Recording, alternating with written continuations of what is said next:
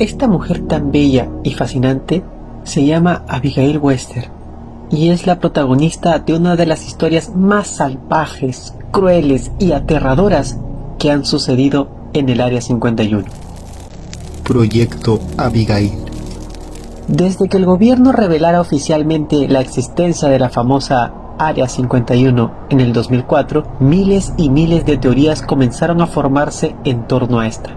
Hasta hoy se sigue filtrando información de los horribles experimentos y secretos que ahí se esconden, y probablemente seguiremos descubriendo nuevas historias por un buen tiempo. El Área 51 es considerado el más grande lugar de teorías conspirativas de todo el mundo, y muchos curiosos han intentado, sin éxito, acercarse para tratar de descubrir sus misterios. Hoy les contaré sobre uno de los experimentos humanos más extremos de toda la historia. Esta historia fue filtrada por un encargado de limpieza de ese lugar, cuya identidad quedará en el anonimato por motivos de seguridad. La historia comienza en 1945, cuando a esta base se le conocía por el nombre del Campo Auxiliar de la Fuerza Aérea de Indian Springs. Esta base había sido utilizada durante la Segunda Guerra Mundial como un aeródromo para la práctica de artillería con munición viva e incursiones de bombardeo. Los cráteres abiertos por las bombas aún son visibles hasta el día de hoy. Debido a que se encuentra en una zona remota del desierto al sur del estado de Nevada, aislada de poblaciones civiles, se decidió darle un nuevo uso a esta base militar, trayendo científicos para realizar ciertos nuevos experimentos. Una de las primeras investigaciones científicas pretendía continuar el estudio que los nazis habían hecho con el cuerpo humano en la creación de los supersoldados. Encabezando este proyecto estaba uno de los científicos más reconocidos de la época, Albert Webster, quien buscaba crear al soldado perfecto, una especie de Capitán América. Pero encontrar a alguien dispuesto a ser tratado como rata de laboratorio y recibir distintas sustancias para el experimento de Albert era muy difícil. Se pensó en utilizar prisioneros de guerra nazi, pero la persona con quien se debía experimentar debía ser alguien de absoluta confianza para Albert y todo el personal del Área 51, ya que, de tener resultados positivos, no quería que sus experimentos y fórmulas cayeran en manos enemigas. Fue su propia hija quien se ofreció como voluntaria, Abigail Webster, una joven y bella universitaria que había ayudado a su padre durante la guerra. Pese a que tenía un futuro brillante, decidió sacrificarse por la ciencia y confiaba que después de realizar las pruebas recibiría el tratamiento adecuado para volver a la normalidad. Así, con mucho dolor y determinación, Albert y los demás científicos comenzaron con las pruebas en Abigail. Ella empezó a recibir distintos tipos de sustancias en su cuerpo que poco a poco empezaron a mostrar efectos. Su apariencia empezaba a cambiar de forma drástica. Su piel comenzaba a arrugarse, los dientes le crecieron, comenzó a perder pelo y ganar tamaño como si de un gigante se tratase.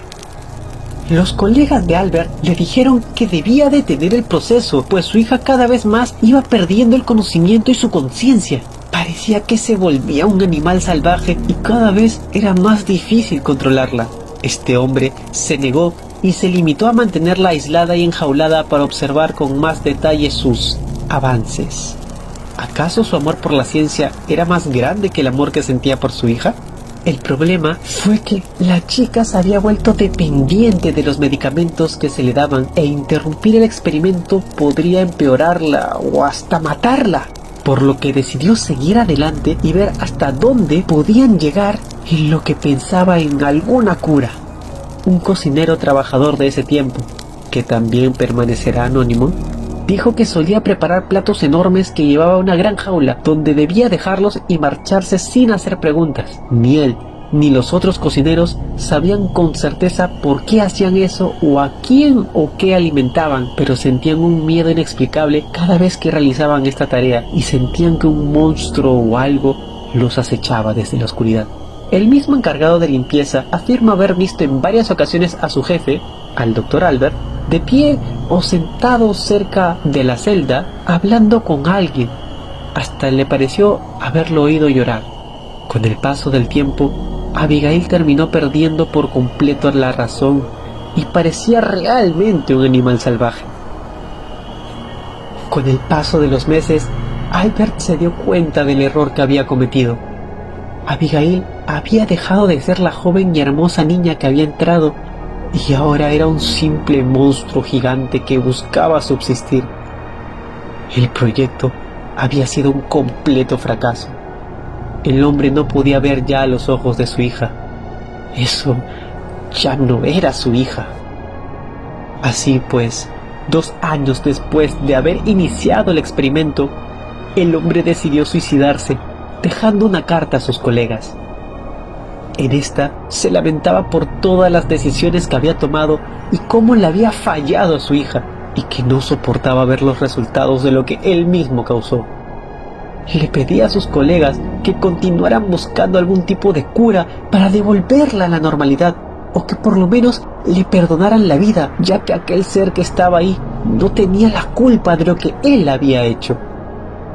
El proyecto Abigail se había convertido en un mal gasto para el ejército de los Estados Unidos, así que se dio la orden de finalizarlo por completo. Los científicos y personal militar de la base decidieron al menos honrar la memoria de Albert y no asesinaron a Abigail, no directamente, sino que decidieron dejarla en su celda a que muera de hambre. Se le ordenó a los cocineros ya no llevarle comida y se evacuó al personal que estaba por esa área. Nadie estaba autorizado a entrar y se dejó un par de guardias cerca con la orden de disparar a cualquiera que intentara entrar en esa sección de la base, en caso de que algún científico o personal intentara llevarle comida por pena o por piedad. Ese era el agradecimiento que le daba el gobierno por su sacrificio. Sin embargo, las cosas no salieron como se esperaba. Solo la primera noche de haber aislado a la criatura, se empezaron a escuchar ruidos y aullidos provenientes de esa celda. Nadie le hizo mucho caso, hasta que se encendieron las alarmas.